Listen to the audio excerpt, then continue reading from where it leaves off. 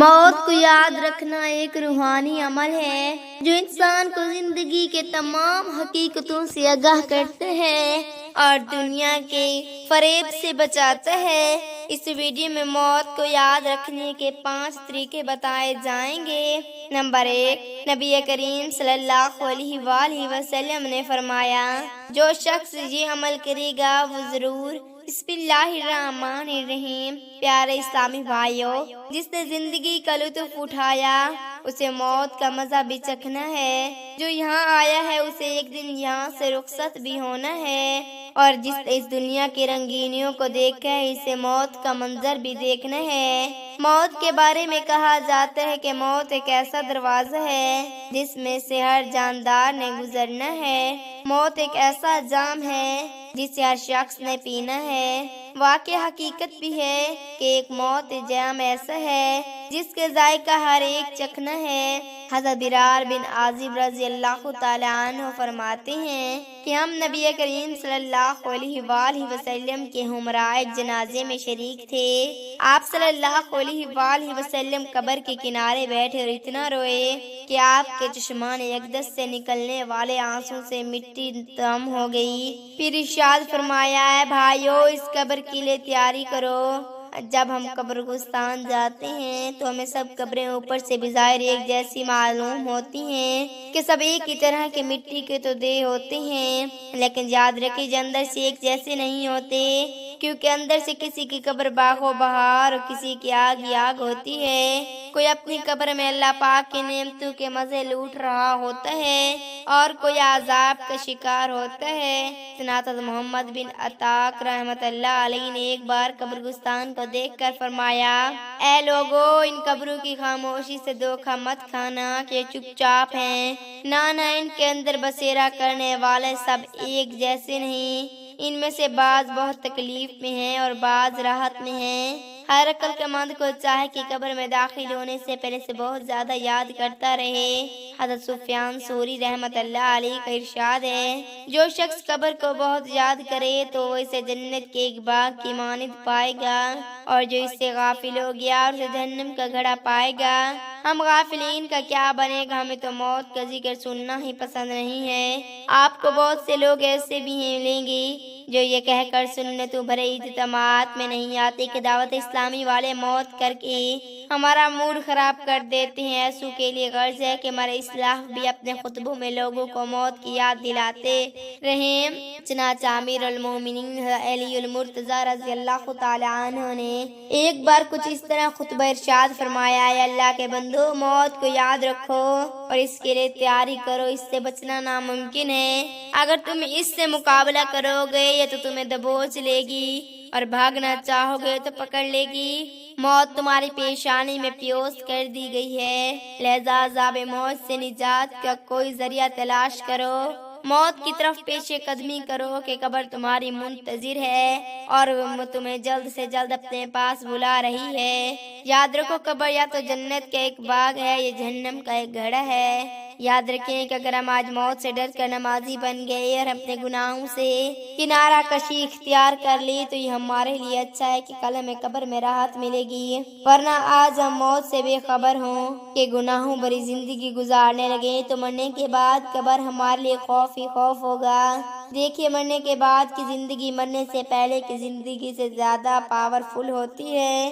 مرنے کے بعد سننے اور دیکھنے کا عمل بھی بہت زیادہ بڑھ جاتا ہے کہ مرنے سے پہلے اگر ہم قبر میں اترا کر دیکھیں تو ہمیں قبر کے باہر کا منظر نظر نہیں آئے گا، جبکہ مرنے کے بعد قبر بند ہونے کے باوجود مردے کو باہر کا منظر نظر آتا ہے اور کون سے لوگ جا رہے ہیں وہ سب دیکھتے ہیں اور ان کی آواز بھی سنتے ہیں۔ جبھی تو ہم قبرستان جا کر مردوں کو سلام کرتے ہوئے کہتے ہیں، یعنی اے قبر والو، تم پر سلام ہو، اللہ ہمارے اور تمہاری مغفرت فرمائے۔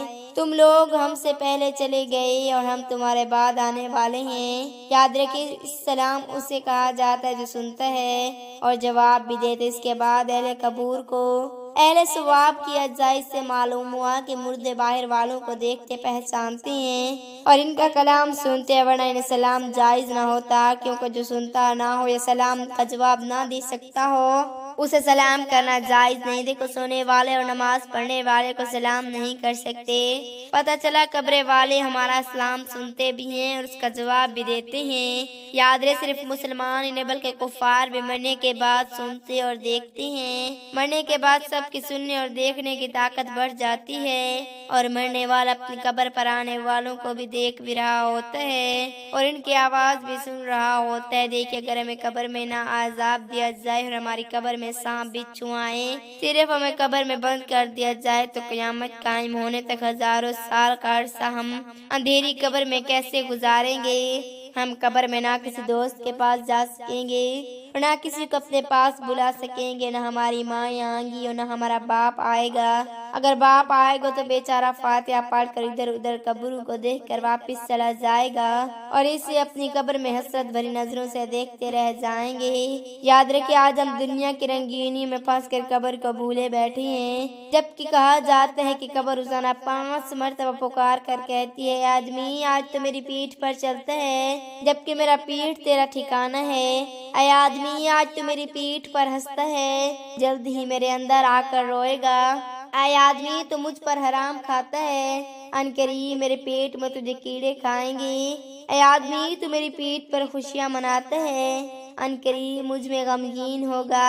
خدا کی قسم اس قبر کی پکار میں عبرت ہے، اے کاش میں عبرت نصیب ہو جائے اور اس سے پہلے کہ یہ شور مچے فلاں کا انتقال ہو گیا ہے، جلدی جلدی غسال کو بلا لاؤ، جلدی جلدی کفن لے آؤ اور جلدی جلدی قبر کھودنے کا انتظام کرو۔ پھر غسال تختہ اٹھائے چلا رہا ہو، ہمیں غسل دیا جا رہا ہو، کفن پہنایا جا رہا ہو، ہمارے لیے قبر کھودنے کا انتظام کیا جا رہا ہو اور پھر ہمیں اندھیری قبر میں اتار دیا جائے، تو اس سے پہلے موت کی یاد کو پیش نظر رکھیے اور جلدی جلدی اپنے گناہوں سے سچی توبہ کر لیجیے۔ پیارے پیارے اسلامی بھائیوں، موت کی یاد کو پیش نظر رکھنے کے چند طریقے پیش خدمت ہیں، غور سے پڑھیے اور اپنے لیے موت کی یاد کا سامان کیجیے۔ موت کو یاد رکھنے کے 5 طریقے ہیں۔ جنازوں میں شرکت کیجیے، قبرستان جانے کی عادت بنائیے، موت کے موضوع پر ہونے والے بیانات سنیے، عبرت ناک واقعات کا مطالعہ کیجیے، دینی جماعتوں کے مدنی قافلوں میں سفر کو اپنا معمول بنا دیجیے۔ مدنی قافلوں میں موت کی تیاری کے حوالے سے واعظ و نصیحت کا سلسلہ بھی ہوتا ہے، تو یوں آپ کو موت یاد رہے گی اور جب موت یاد رہے گی تو آپ کو گناہوں سے بچنے کا ذہن بھی بنے گا۔ کہ حدیث پاک میں یعنی موت کی نصیحت کے لیے کافی اپنے نمازوں کا بھی ذہن بنا لیجیے اور سچی نیت کیجیے کہ آج کے بعد انشاءاللہ ہماری کوئی نماز قضا نہیں ہوگی، ہمارا ماہ رمضان کا کوئی روزہ قضا نہیں ہوگا، ہم فلمیں ڈرامے دیکھنے اور گانے باجے سننے سے بچیں گے، ہم والدین کو نہیں ستائیں گے، مسلمانوں کی چگلیاں نہیں کھائیں گے، مسلمانوں کی غیبتوں، تہمتوں اور الزام تراشیوں سے بچیں گے، مسلمانوں کی آبروزی نہیں کریں گے اور ان کے عیب چھپائیں گے۔ اللہ پاک میں خوب نیکیاں کرنے، گناہوں سے بچنے، مرنے سے پہلے قبر و محشر کی تیاری کرنے کی توفیق عطا فرمائے۔ آمین ثم آمین۔